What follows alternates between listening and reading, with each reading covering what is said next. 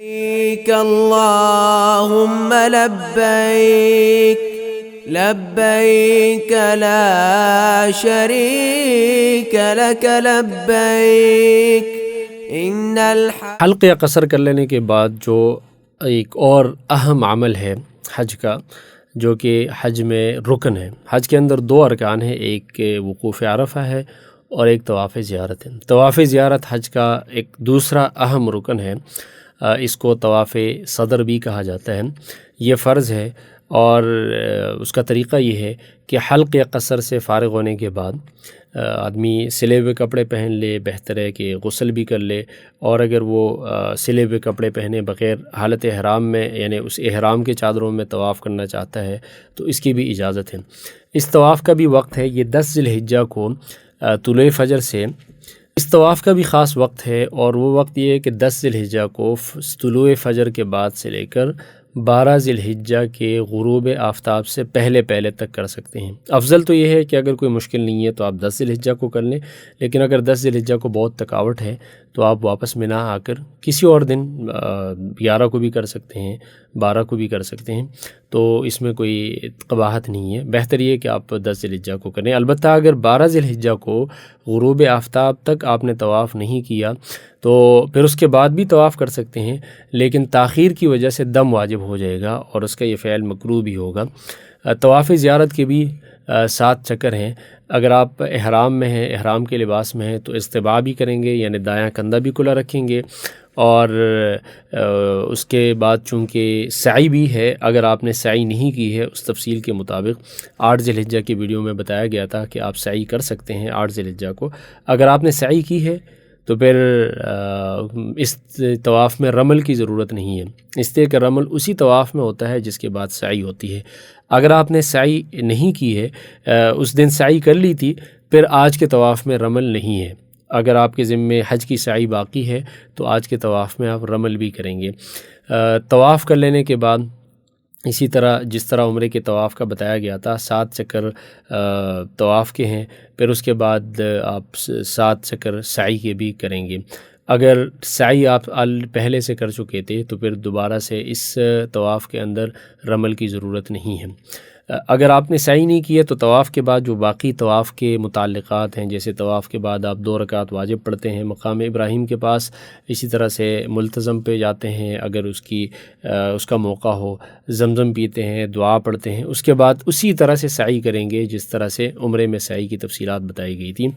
اس لیے چونکہ آج کے دن رش بہت زیادہ ہوتا ہے، اس لیے حجاج کرام کے پاس یہ اختیار ہے کہ وہ 8 ذی الحجہ کو ہی سعی کر لیں. لیکن جیسے میں نے عرض کیا تھا کہ اگر تمتع والا اس دن سعی کرے گا تو سعی سے پہلے طواف کا ہونا ضروری ہے، اس لیے ایک نفلی طواف کر کے اس کے بعد وہ سعی کر سکتا ہے اور آج کے دن پھر اس کو سعی نہیں کرنی پڑے گی. طواف زیارت سے پہلے کے جو افعال ہیں، یہ اہم بات ذہن میں رکھنی چاہیے کہ جو پہلا عمل ہے 10 ذی الحجہ کو رمی، اس کے بعد ہے قربانی، اس کے بعد حلق ہے. ان 3 افعال میں ترتیب واجب ہے. ان تینوں میں سے کسی کو آگے پیچھے کیا گیا تو اس کی وجہ سے دم واجب ہو جائے گا، اور بہتر یہ ہے کہ ان تینوں افعال کے بعد طواف زیارت کیا جائے. لیکن یہ 3 افعال اور طواف زیارت میں ترتیب ضروری نہیں ہے. طواف زیارت کو بیچ میں بھی کیا جا سکتا ہے، آپ اس کو حلق سے پہلے کر سکتے ہیں. اس لیے عام لوگوں کو اس کا علم نہیں ہوتا، وہ قربانی کا انتظار کرتے ہیں. کبھی کبھار کسی ایسے جگہ پہ انہوں نے قربانی کا کہا ہوتا ہے یا کسی ایسے کمپنی کو کہ ان کی باری رات گئے تک آتی ہے تو وہ اس انتظار میں ہوتے ہیں. تو اس لیے یہ جائز ہے کہ وہ حلق سے پہلے اسی احرام کے لباس میں اگر طواف زیارت کرنا چاہتے ہیں تو وہ جائز ہے. طواف زیارت میں اور ان 3 افعال میں ترتیب واجب نہیں ہے. اس طواف زیارت کا بھی طریقہ وہی ہے جو طواف کے باقی صورتوں کا ہے. اب میں نے عرض کیا تھا کہ اس کے بعد حلق یا قصر کے بعد احرام کی باقی پابندیاں ختم ہو جاتی ہیں. صرف بیوی سے ہم بستری اور صحبت جائز نہیں ہوتی، لیکن طواف زیارت کے بعد وہ پابندی بھی ختم ہو جاتی ہے.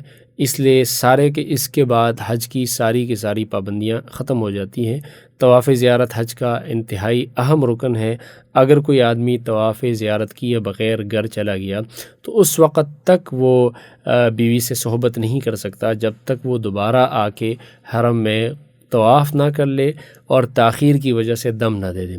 اس لیے یہ بہت اہم رکن ہے، اور خواتین اگر 10 ذی الحجہ کو ان کی ماہواری شروع ہو جائے اور وہ طواف زیارت نہ کر سکیں تو وہ طواف زیارت کو مؤخر کر سکتی ہیں، پھر جیسی ان کے ماہواری کے ایام ختم ہو جائیں اس کے بعد وہ طواف زیارت کر سکتی ہیں۔ لیکن چونکہ یہ تاخیر ایک ان کے غیر اختیاری عذر کی وجہ سے تھا، اس لیے ان پر دم واجب نہیں ہوگا خواتین پر۔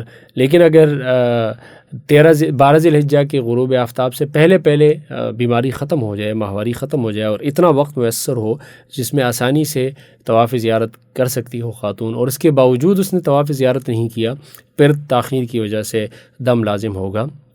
البتہ اگر وہ عذر جاری رہا طواف کا وقت ختم ہونے تک تو چونکہ پھر ایک شرعی عذر ہے، اس وقت پھر خاتون پر دم واجب نہیں ہوگا۔